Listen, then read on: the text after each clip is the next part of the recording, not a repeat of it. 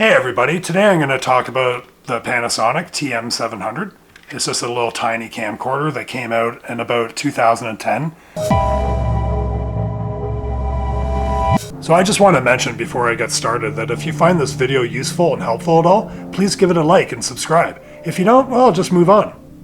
So the TM stands for twin memory. This has a built-in 32 gigabyte hard drive. You can also put in a high capacity SD card, and it's a pretty cool little camcorder. It has a 3-chip CMOS, which is really cool. It separates all the individual colors.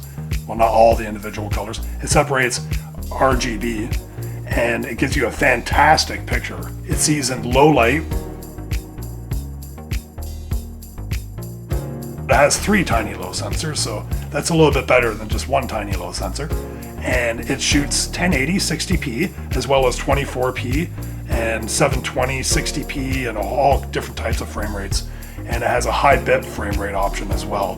The picture on this thing looks amazing for a tiny little camcorder. And it's perfect for a lot of little concert footage and stuff like that where you need to get in close and you want everything in sharp focus. Because a lot of digital SLRs, obviously, you're dealing with unless you have a much slower aperture lens. So this is where a camcorder really shines, actually, is in getting footage on a live stage event, where a little camcorder like this has the power to see in the dark pretty much, and can have everything in crisp, clear focus.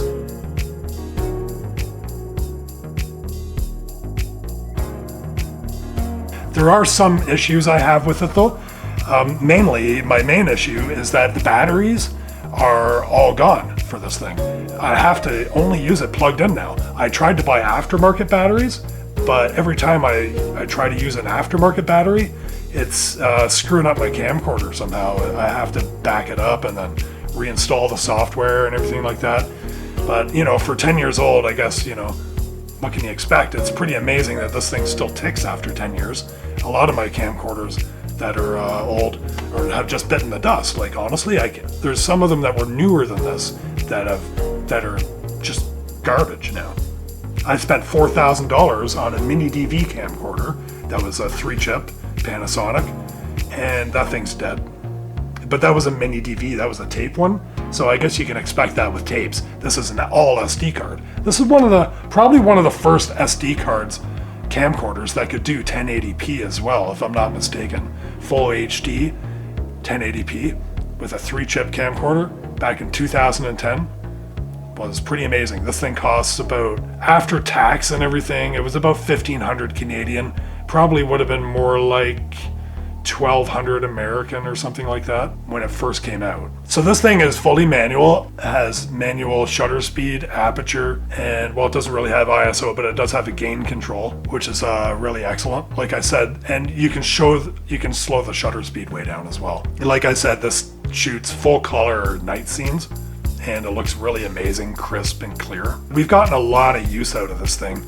And back when we were first starting making home movies, my friend's actually the one who bought this, and then I acquired it just a few years ago after he had it for a number of years already. We use this thing to shoot a lot of our first home movies and stuff like that, which you can also find on my channel. I left them up. I like to leave a lot of my old stuff up. After a while, I tend to delist them, and people who have connections to them will still be able to find them and see them. So I'll try to include a couple clips just so you can see the type of quality back from 2010. And that was also the same time I bought my 60D. This is also one of the first camcorders from that time that I'm aware of that has a touchscreen. It's not a high capacitive touchscreen like an iPhone or anything, but it does make it more convenient to try to find things in the menu rather than using a joystick or a clumsy little wheel. I'm not really a Panasonic fanboy or a Canon fanboy. I just happen to have those cameras or access to them to review and show you guys how to use them and what's up with them. I do think Panasonic is a really good company for video and photography though. They seem to include a lot more features that are actually useful compared to companies like Sony with their camcorders. They have a lot of features, sure, but a lot of them aren't really very useful. Whereas Panasonic includes things like histogram and luminescence and like focus assist, and you know, I could go on and on. They give you like levels and and grids, and a lot of like Sony camcorders just don't have these options. They only have like, you know, those sepia and all those like digital filters and weird shit like that. But there's nothing really very useful, I find, you know. Panasonic tends to include features that would only be found on more professional cameras at a much cheaper price. Alright, so this thing also has a built-in lens cap. As soon as you turn it on, it opens it up. That's always made me a little bit wary, but it's never broken over the 10 years. It still opens up, and it still closes. This has a neat little focus ring that you can also use for a zoom ring. The on button's located right on the inside right here, in a really interesting little spot. Usually you find the on button in a location that's like a little switch on the back or something like that. This thing has a pretty good high resolution little viewfinder that pulls out as well. There's a little switch, right here. There's a little button that turns on the 1080p, 60p. You can switch back and forth from 60p to 30p really quickly with this button right here. Interesting little feature. Another great thing about this camera from 2010 is the image stabilization. Not a lot of cameras had image stabilization like this. This thing is truly amazing how great it was. I guess Panasonic has always been a little bit ahead of the curve in that. Honestly, I find the face detection and autofocus on this thing to be fantastic. I don't know what happened to their digital SLR autofocus thing. I don't know if this is contrast based or what. But I've never had a problem with this. My friend we've never had a problem. Although we do like to keep it in manual. Most people, when you're making films and stuff, you want to keep your camera in manual anyway. It's a good idea to learn how to use your camera in manual focus and all the other manual functions as well. Because you don't want your color shifting, your white balance, and like as clouds pass over in the background or anything like that, like everything can change and shift if it's an auto, and your focus can change and shift if people are moving and slightly go in and out. And generally, it's better to keep it in manual. So I like to make a lot of films, and a lot of my stuff is done on the budget. I don't have a lot of really expensive equipment, and I tend to hold on to the stuff that I do and look after it. And that's a lot of the reason why I still have this camcorder from a few years ago. I think I've had it for about 4 years now, and my friend had it for about 6 years before me, and he really looked after it as well, because we're not loaded, we don't get given our equipment or anything. We actually have to save up and buy this stuff. Another great thing about this camcorder is it has a little thing on the side here where you can plug in a little shoe for your microphone to hang off the side. I don't have it plugged in right now. I think I have photos, like I'll include some pictures in the video of it rotating around on my tripod with the microphone attached to it. And this has full manual mic control as well. It does 5.1 audio. You just need the proper 5.1 stereo microphone. That's another advanced feature that this camcorder has. I find a lot of older camcorders had stuff like that. I don't know about the newer ones, because I've only really been looking at digital SLRs.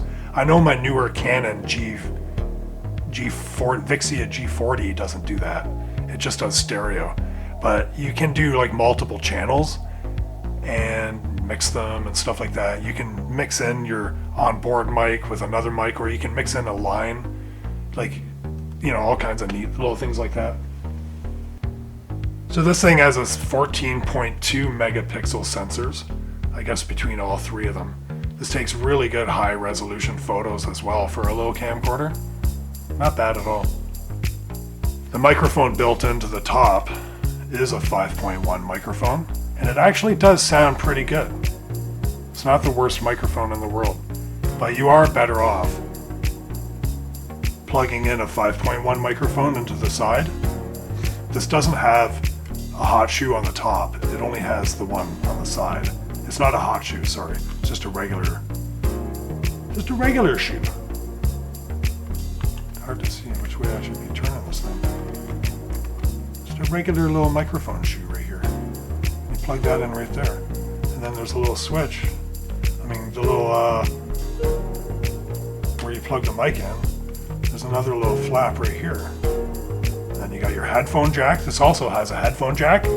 Pretty cool for a tiny little camera. This has headphone jack, microphone jack, full manual control, and excellent color, 3-chip, and a large LCD. Has a 35mm lens, power optical image stabilization, which I mentioned. Has a little Leica lens on it as well.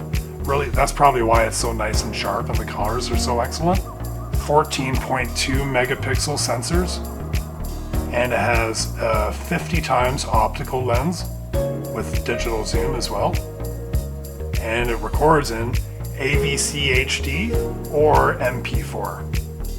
I find when I'm editing with this, the colors look pretty good. You can get fairly high bit rates. I think the highest bit rate on this was 35 megabits per second, which is about this. I think that's the same as my Canon HG40. So the 1080p looks pretty good.